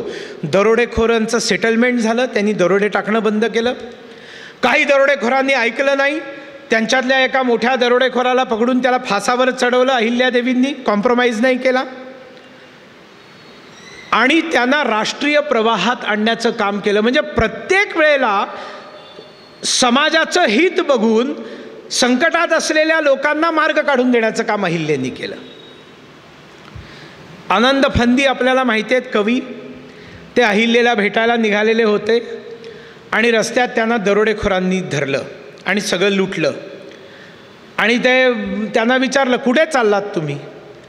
तर त्यांनी सांगितलं, मी महेश्वरीला चाललेलो आहे. महेश्वरला? कोणाकडे चाललात? मी अहिल्यादेवींना भेटायला चाललो आहे. दरोडेखोर म्हणाले, आप माँ से मिलने के लिए जा रहे हो, माफ़ कीजिए हमें, आप माँ से मिलने के लिए जा रहे हो. आणि सगळं धन त्यांचं परत केलं. रिफॉर्मेशन एकदम होत नसतं ना, हळूहळू सवयी बदलत असतात, त्याला वेळ लागतो. त्यांना लोकमाता म्हणतात. लोकमाता. पुण्यश्लोक का म्हणतात ते सांगितलं. लोकमाता म्हणतात याचं कारण प्रचंड कनवाळू, जनतेसाठी असंख्य कामं करणारी आणि सगळ्यात मोठी क्वालिटी अहिल्यादेवींची म्हणजे इझिली अवेलेबल फॉर पीपल. अशा राजसिंहासनावरती बसून राज्यकारभार नाही करायच्या. पांढऱ्या रंगाची घोंगडी टाकून त्याच्यामध्ये हे सतीचं वाण घेतलेली, शुभ्र साडी घातलेली, कायम हातामध्ये शिवलिंग आणि त्या शिवलिंगावरती आपलं बोट ठेवलेली ही अहिल्या न्याय करायची, लोकांना भेटायची. She used to meet hundreds of people a day. आणि असंख्य हे सगळे हिस्टॉरिकल डॉक्युमेंट्स आहेत, दुसऱ्यांनी लिहून ठेवलेत. अहिल्यानी नाही लिहिलेलं हे सगळं काही स्वतःबद्दल. लोकांनी लिहून ठेवलेला सगळा इतिहास आहे. आम्हाला वाचायचाच नाही, आम्ही वाचलेलाच नाही, आम्हाला रुचीच नाही. आम्हाला एकता कपूरच्या थर्ड क्लास सिरियल्समध्ये रुची आहे. आम्हाला फालतू सिरियल्स बघून बघून संध्याकाळी वॉकिंगमध्ये येऊन बसताना त्याच्या चर्चा करत, आता उद्या सासू सुनेला बाहेर काढणार का नाही याच्यावरती चर्चा करत बसण्यामध्ये आनंद आहे. अहिल्याला वाचा, अहिल्याला वाचा, पुढची पिढी घडेल. वाचाल तर वाचाल. कुठलीही गोष्ट करताना त्याच्यातनं तुम्हाला मिळणार काय, तुम्ही काय देणार आहात याचा जोपर्यंत तुम्ही विचार करत नाही तोपर्यंत तुमची ती कृती व्यर्थ आहे. तासन तास सिरियल पाहिल्यानंतर मला याच्यातनं मिळणार काय, मी काय देणार आहे, मी काही देऊ शकणार नाही आहे. उलट डिझॅस्टर देऊ शकते मी. माझ्या घरात चालू आहे ते माझ्यासाठी एंटरटेनमेंट आहे, माझ्या छोट्या छोट्या नातवंडांसाठी ते एंटरटेनमेंट नाही आहे, त्यांच्यासाठी तो संस्कार आहे. तुमचं वय वेगळं आहे, तुमची मॅच्युरिटी वेगळी आहे, त्यांचं वय वेगळं आहे, त्यांची मॅच्युरिटी नाही आहे. त्यांना जे दिसतं ते सत्य वाटतं, त्यांना असं वाटतं की ते तसं वागायचं असतं, त्यांचं वय ते असतं. आपल्याला माहिती असतं हे खरं नाही आहे, भ्रामक आहे. पण आपल्या बाजूला बसून आपली नातवंड तो सगळा तमाशा बघत असतात. एवढ्या सगळ्या गोष्टी अहिल्याबद्दल मी सांगितल्या. अशा प्रकारची आपली मुलगी, अशा प्रकारची आपली नात बनावी, तिच्या जीवनाचं सोनं व्हावं, यासाठी अहिल्या आधी आपण स्वतः वाचली पाहिजे. आपण स्वतः वाचली पाहिजे, समजली पाहिजे आणि सांगितलं पाहिजे. ऐकायला तयार नसतील नातवंड, नसू देत. ते जर त्यांचं काम करतायत तर आपण आपलं काम करणं चुकायचं नाही. आपण सांगायचं. कुठेतरी त्यांच्या मनामध्ये ही इच्छा निर्माण होईल की आजी एवढं सांगते तर तिचं ऐकलं पाहिजे, थोडा वेळ तरी ऐकलं पाहिजे. आणि मला खात्री आहे 99% मुलं आजी आजोबांचं ऐकतील. एक वेळ आईवडिलांना ऐकणार, पण आजी आजोबांचं ऐकतील आणि थोडा वेळ तरी ऐकतील. कुठे सांगतोय की तुम्हाला 24 तास तेच भाषणं देत बसायचं. अहिल्यानी विधवांना न्याय देण्याचं काम केलं.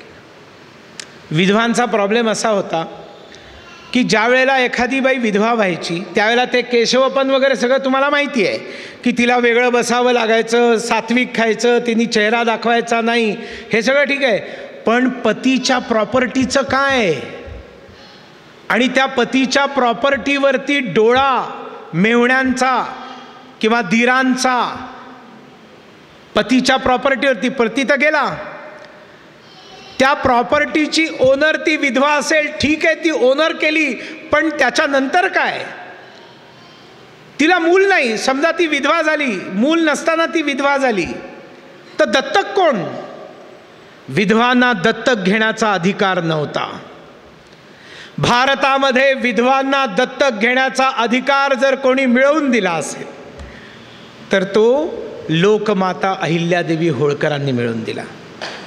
दरबारामध्ये सगळे पुरुष विरोधात होते, सगळे सांगत होते तुम्ही असं करू नका. निदान ज्या वेळेला त्यांना तुम्ही दत्तक पुत्र देऊन ती प्रॉपर्टी द्याल त्यावेळेला त्याच्यावरती एक सरकारी नोटीस तरी कमीत कमी लावा. अहिल्या म्हणाली कशासाठी, हे लाच घेण्यासारखं आहे. नाही, ते तिचं आहे, तिला ज्याला दत्तक घ्यायचंय त्याला घेऊ देत, तिला ज्याला द्यायचंय त्याला देऊ देत, तिला स्वतःचं मूल नाही म्हणून काय. विधवांना दत्तक देण्याचा अधिकार मिळाला. प्रचंड दानधर्म केलेला आहे, प्रचंड दानधर्म. इतिहासकार, इंग्रज इतिहासकार, काही कम्युनिस्ट इतिहासकार जे भारतीय आहेत अशांनी खोटं सांगितलं आहे की सरकारी कोशातनं त्यांनी हा सगळा खर्च केला. धादांत असत्य आहे. अहिल्यादेवींनी कधीही हे सगळे जी धर्माची कामं केलेली आहेत ही सगळी कामं त्यांनी स्वतःच्या स्त्री धनामधनं खर्च केला. जो तिच्याकडे 25 कोटीचा फंड होता ना, सगळा खर्च त्याच्यातनं त्यांनी केलेला आहे. त्यांनी कधीही सरकारचे पैसे आपल्या मर्जीप्रमाणे वापरले नाहीत. आपल्या मर्जीप्रमाणे वापरलं तर त्यांनी स्वतःचं धन वापरलं.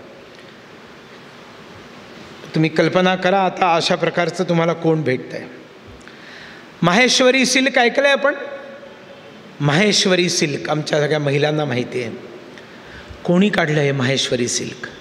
माहेश्वरी सिल्क आणि माहेश्वरी सिल्क इंडस्ट्रीची जनक अहिल्यादेवी होळकर आहे.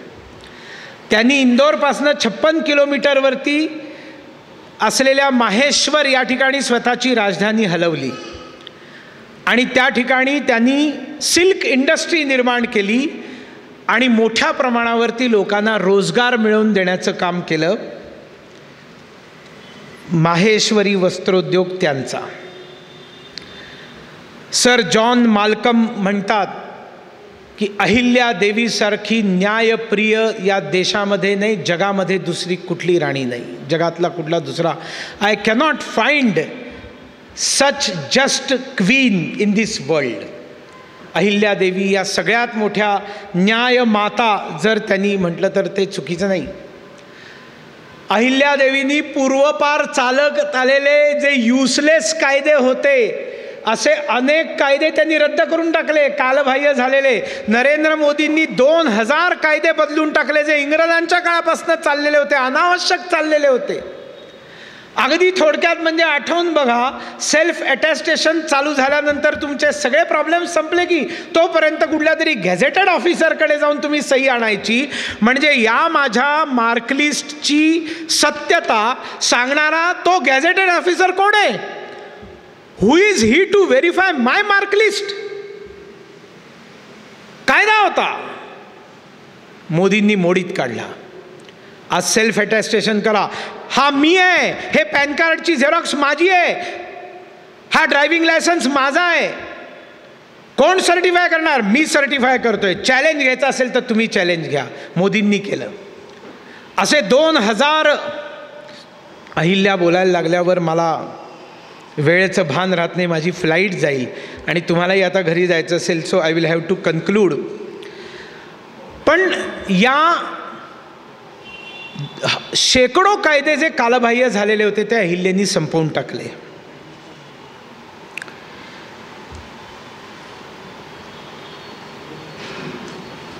मल्हाररावांनी ज्या वेळेला राज्यकारभार चालवला होता त्यावेळेला एकूण त्यांचं वार्षिक बजेट 75 लाख रुपयांचं होतं. त्यांचा कोश was worth 75 lakh. And after 30 years when Ahilyadevi left, in 30 years it was 1,05,36,211. इतक्या सगळ्या गोष्टी डॉक्युमेंटेड आहेत. मी हे जितकं बोलतो आहे हे सगळं डॉक्युमेंटेड आहे. या सगळ्याला अधिकृत पुरावे आहेत, मान्यताप्राप्त पुरावे आहेत. ज्याला मान्यताप्राप्त पुरावे नाहीत असे प्रसंग मी सांगत नाही आहे. नाहीतर त्यांचा मुलगा हा रथ घेऊन निघाला होता, आणखीन एका वासराच्या पोटावरनं त्यांनी रथ चालवला, ते वासरू तळमळून तिथे मेलं. अहिल्याला कळल्यानंतर अहिल्यानी आपल्या मुलाला दरबारात उभं केलं आणि सांगितलं ह्याला काय शिक्षा दिली पाहिजे. लोकांनी सांगितलं जे त्यांनी पाप केलेलं आहे ते त्याच्यावर, त्याच्या पोटावरनं गाडी घातली पाहिजे. आणि त्याच्या पोटावरनं गाडी घालायला कोणी तयार नव्हतं. तर अहिल्या म्हणाली मी स्वतः बसते, मी गाडी चालवते आणि माझ्या पोराच्या पोटावरनं, कारण न्याय न्याय आहे सगळ्यांसाठी. आणि ती ज्यावेळेला गाडी घेऊन जायला लागली तर एक गाय धावत आली, आडवी येऊन उभी राहिली असं म्हटलं जातं. सत्यही असू शकतं पण डॉक्युमेंटेड नाही. पण ही आख्यायिका आहे. अशा असंख्य आख्यायिका आहेत. मी तुम्हाला आख्यायिका इथे सांगण्यासाठी नाही आलो, मी तुम्हाला खरी खुरी अहिल्यादेवी सांगण्यासाठी आलो. आणि ज्या वेळेला अनेक कामं करून अशी एक महान महिला, महामहिला जिला आपण म्हणू शकतो, ही ज्या वेळेला इतिहास बनते त्यावेळेला आपल्या सगळ्यांचं कर्तव्य असतं की त्यांची आठवण आपण वारंवार काढली पाहिजे, त्यांचा इतिहास आपण लोकांना सांगितला पाहिजे आणि त्यांच्यासारखं बनण्याचा आपण प्रयत्न केला पाहिजे. म्हणून मी म्हणतो त्यांच्यासारखं आपण बनायचं. मग अहिल्यासारखं आपण बनायचं हे चटकन कोणाला वाटेल, रुचेल, जमेल, जचेल?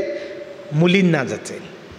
त्यांचे काही गुण तर सगळ्यांनी घेण्यासारखे आहेत, पण मी अहिल्यासारखी बनू शकते हे मुलींच्या मनामध्ये येऊ शकतं. आणि म्हणून मुलींच्या समोर मोठ्या प्रमाणावरती अहिल्याचा इतिहास जाणं अत्यंत आवश्यक आहे.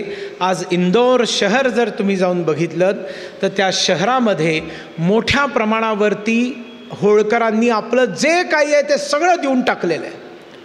होळकरांकडे आता काहीच शिल्लक राहिलेलं नाही. मग यशवंतराव होळकर नंतरच्या पिढीतले असतील, सगळं देऊन टाकलेलं आहे. दान राष्ट्राचं आहे, हे राष्ट्राला परत देऊन टाकलं. हॉस्पिटल कोणी दिलं आहे? अहिल्यानी दिलं आहे. महाविद्यालय दिलं आहे, कोणी दिलं आहे? अहिल्यानी दिलं आहे. सगळं सोडून द्या. ती पार्लमेंटची बिल्डिंग जी आहे भारताची, त्या पार्लमेंटच्या बिल्डिंगची जी भूमी आहे ती तुकोजी होळकरांनी सरकारला देऊन टाकली. बनवा या देशाची.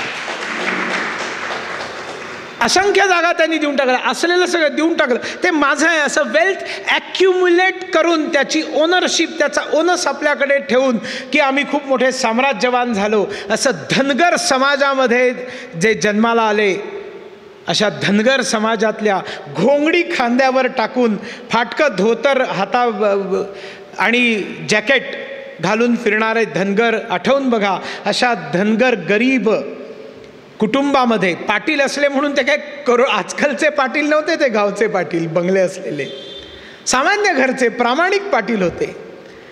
त्यांची कन्या, एक मुलगी 300 वर्षांपूर्वी ज्यावेळेला राणी बनण्याची कल्पना देखील कोणी करू शकलं नव्हतं, त्यावेळेला त्या राणी बनल्या. आणि आज जगामधल्या 3 श्रेष्ठ राण्यांमध्ये गणना मार्गारेट, एलिझाबेथ आणि अहिल्या, ही 3 नावं जगामध्ये घेतली जातात.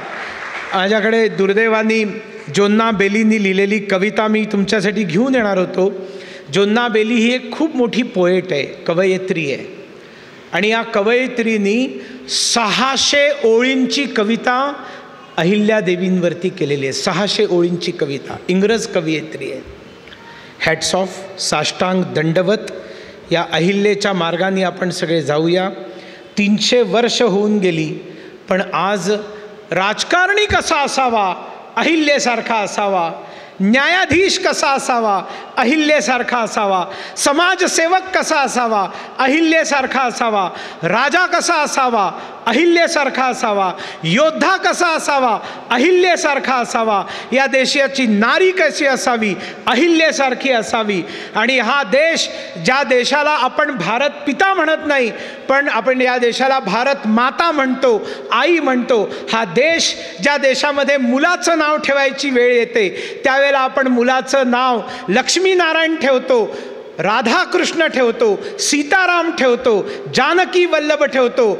आधी सीता असते, आधी राधा असते, आधी जानकी असते, आधी लक्ष्मी असते. नारायण नंतर असतो, राम नंतर असतो, कृष्ण नंतर असतो, वल्लभ नंतर असतो.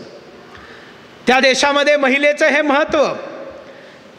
या देशाच्या मातीला आम्ही आई म्हणतो. माता भूमी पुत्रोहम पृथिव्याम वेदांमध्ये सांगितलेलं आहे म्हणून म्हणतो.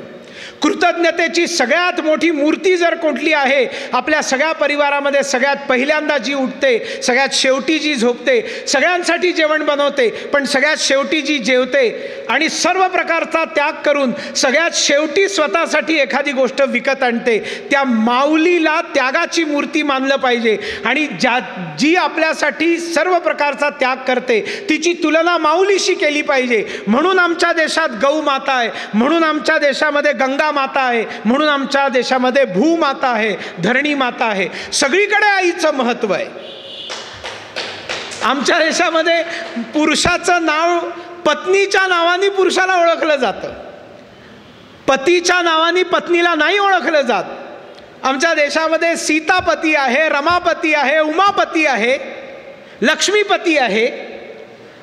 म्हणजे हा पुरुष कोण आहे?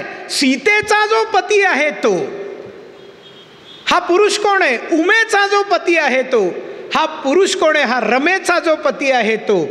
आणि मग घोषणा देतो आपण सगळे शंकरासाठी, पार्वती पतये हर हर महादेव. हर हर महादेव कोण आहे? जो पार्वतीचा पती आहे. शंकर पत्नी आहे पार्वती असं आपण म्हणत नाही या देशामध्ये.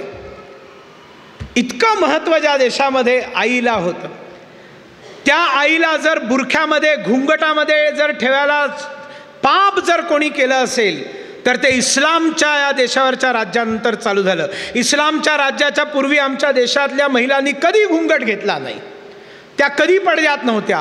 रामायण महाभारत सिरियल बघा, अभ्यासपूर्ण बनवलेल्या सिरियल्स आहेत. कुठल्याही सिरियलमध्ये कुठेही सीते, द्रौपदीनी, कौशल्यनी, कुंतीनी, गांधारीनी कधीही कोणीही घुंगट घेतलेला नाही आहे. शबरीनी देखील घेतलेला नाही. आमच्या देशात ही प्रथाच नाही. हे इस्लामच्या राज्यानंतर आलेली कुरीती आहे. घुंगट नाही खोलूंगी सैया तोरे आगे. हे घुंगट विंगट नव्हतं. आमच्या देशामध्ये महिलांचं सौंदर्य लपवून ठेवण्याची गोष्ट नव्हती, पुरुषाला संयमात राहायला शिकवलं होतं. आणि त्याच्यामुळे महाराष्ट्राने रोखून ठेवलं इस्लामला, दक्षिणेकडे जाऊ शकला नाही जसा तो गेला होता. सगळ्यात पहिल्यांदा आमच्या देशाने 10 गुरूंनी, शिखांनी थांबवण्याचं काम केलं. आज त्या सगळ्या भागामध्ये घुंगट परंपरा आहे, पडदा परंपरा आहे, पदर घेण्याची परंपरा आहे. दक्षिणेत जाऊन बघा, आंध्र प्रदेशमध्ये महिला घुंगट घेत नाहीत, डोक्यावर पदर घेत नाहीत, तमिळनाडूमध्ये घेत नाहीत, केरळमध्ये तर परकर पोलक्यावर मुलगी असते जोपर्यंत तिचं लग्न होत नाही. लग्न झाल्यावर ती साडी घालायला सुरुवात करते, पदर घेत नाही. हे इस्लाममुळे आलेली कुकल्पना आहे आमच्या देशामध्ये. इस देश को हिजाब की ज़रूरत नहीं है, इस देश को बुरखे की ज़रूरत नहीं है, घूंघट की ज़रूरत नहीं है, पदर की ज़रूरत नहीं है. अभिमानाने ज्यावेळेला मला लोक विचारतात, हाँ आपके महाराष्ट्र में धोती जैसी साड़ी महिलाएं पहनती, आपका वो पारंपरिक पोशाक है, मैं उनको बताता हूँ, हाँ ज़रूर हमारे महाराष्ट्र की महिलाएं धोती जैसी साड़ी, हम उसको नौवारी कहते हैं, वो इसलिए पहनते हैं क्योंकि हॉर्स राइडिंग के लिए सबसे सुटेबल ड्रेस जो है नौवारी साड़ी है. और हमारी जो महिलाएं थी वो योद्धा थी. वाघाच्या जबड्यात घालुनी हात मोजिते, दात जात ही अमुची, पहा पाळ चाळुनी पाने पाने अमुच्या इतिहासाची. सुंदर कविता आहे. त्या कवितेचं कडवं आहे, पुरुष काय पण स्त्रियाही लढल्या, परंपरा ही अमुची. तुम्हा काय ठाऊक ती लढली वीरांगना झाशीची, दाभाड्यांची उमा ती लढली चेन्नाम्मा कित्तूरची, पहा चाळुनी पाने पाने अमुच्या इतिहासाची. आमच्या देशामध्ये महामहिलांची कमी नाही आहे. लिस्ट काढा, दिवस साजरे करा. साहित्यिक असाल तर साहित्यातल्या, गीतातल्या असतील तर गीताच्या, संगीतातल्या असतील तर संगीताच्या, नृत्यातल्या असतील तर नृत्याच्या, योद्धा असतील तर योद्धा, चेस खेळणाऱ्या असतील, ॲथलेटिक्स असतील, पॉलिटिशियन्स असतील. सुषमा स्वराजांचा आत्ताच जयंतीचा दिवस होऊन गेला. सुषमा स्वराज काय मंत्री, विदेश मंत्री या देशाची, ग्रेसफुल महिला. भारतीय जे देशभरामध्ये दुनियेमध्ये जे अडकून पडायचे, संकटात यायचे, एक ट्विट करायचे फक्त, आणि सुषमाजींना लक्षात यायचं एखादा भारतीय तरुण कुठेतरी अडकलेला आहे, माऊलीच्या हृदयाने त्या ॲक्शनमध्ये यायच्या. आणि जोपर्यंत तो सुरक्षित आपल्या देशात येत नाही, सुषमाजींना झोप यायची नाही. अशा पॉलिटिशियन्स होऊन गेलेल्या आहेत आमच्या देशामध्ये. आमच्या देशात लता मंगेशकर होऊन गेलेली आहे. आमच्या देशामध्ये असंख्य महिला आहेत ज्यांची आठवण आपण ठेवली पाहिजे. लताजींचाच विषय निघाला म्हणून सांगतो. वाळकेश्वरच्या घरी राहायच्या, नवीन नवीन स्टार झालेल्या होत्या, आणि त्यांच्या समोर तो वाळकेश्वरचा जो चढण असलेला रस्ता आहे त्यांच्या घरातनं दिसायचा. एके दिवशी सकाळी त्यांनी बघितलं, एका बैलगाडीमध्ये पोती घालून त्या बैलाला हंटर मारत मारत तो गाडीवान जो आहे तो पुढे घेऊन जात होता. बेचारे बैल 2-3 पावलं पुढे चालायचे, पुन्हा उभे राहायचे, पुन्हा हंटर मारायचा. भडकल्या, तावातावानी खाली गेल्या. झापलं त्याला. पोलिसांना फोन केला आणि त्यांनी सांगितलं जर या रस्त्याने बैलगाडीतनं धान्य घेऊन जायचं असेल तर तेवढंच धान्य नेण्याची परमिशन असली पाहिजे की जेवढं तो बैल सहजपणे घेऊन जाऊ शकेल, त्याला परवानगी द्यायची नाही. ह्या सगळ्या गोष्टी आम्हाला माहीत नाहीत. त्यांच्या अशा आणि त्यांच्यासारख्या महिलांच्या अशा असंख्य गोष्टी. पण समाजासमोर कधी चर्चा करा ना. तासभर लता मंगेशकर काय होता, तर मला ज्यावेळेला तो मग व्हिडिओ कोणीतरी टाकतो त्यावेळेला कळतं की वर्ल्ड कप ज्यावेळेला जिंकून पहिल्यांदा आलो, सरकारच्या खजिन्यामध्ये त्यांना पर हेड द्यायला 5,000 रुपये सुद्धा नव्हते आमच्या देशाच्या खेळाडूंना. इंदिरा गांधींनी सांगितलं की माझ्याकडे पैसे नाहीत, मी देणार नाही. राजीव गांधी महामंत्री होते काँग्रेसचे, ते म्हणाले आई देऊ शकत नाही तर मी काय देणार. NKP साळवे त्यावेळेला चेअरमन होते, त्यांनी राजसिंग डुंगरपूरना सांगितलं तुम्ही काहीतरी करा. ते म्हणाले माझ्याकडे लाख रुपये आहेत, त्याच्यातनं देखील आपण काही देऊ शकणार नाही. मग लताजींशी बोलले. लताजी भडकल्या पहिल्यांदा. म्हणाला अरे तुम्हाला लाज वाटते काय, आपली पोरं पराक्रम करून आलेली आहेत आणि त्यांना द्यायला नाही. दिल्लीमध्ये कन्सर्ट ठेवा, मी फुकटमध्ये गाते, मी बॉलिवूडच्या लोकांना सांगते की तुम्ही सगळे तिथे या, कोणी पैसे घेऊ नका. आणि एक मोठा कार्यक्रम दिल्लीत झाला आणि भारत विश्वविजेता हमारा भारत विश्वविजेता म्हणून एक गाणं या त्या मुलांसाठी लताजींनी गायलं आणि 21 लाख रुपये त्यांनी मिळवून दिले आपल्या भारताच्या टीमला पहिल्या वर्ल्ड कपच्या वेळेला. कळणार कधी, ज्यावेळेला तुम्ही लताजींचे कार्यक्रम कराल, कोणीतरी येईल, कोणीतरी वाचेल, काहीतरी बोलेल आणि मग मुली घेऊन जातील. म्हणून महामहिला आणि अशा अनेक महामहिलांमध्ये उच्च श्रेणीवरती जर कोणी असेल तर देवी अहिल्या. देवी अहिल्याला आपण सगळे साष्टांग दंडवत करू. भारत माता की जय. मंदिरांची, देशभरामध्ये धर्मस्थानांची जी निर्मिती केली त्याच्यामुळे ती पुण्यश्लोक, सामान्यतः पुण्यश्लोक संतत्व ज्यांना असतं त्यांना दिलं जातं. And she was a great saint, त्याच्यामुळे त्यांना पुण्यश्लोक म्हणतात.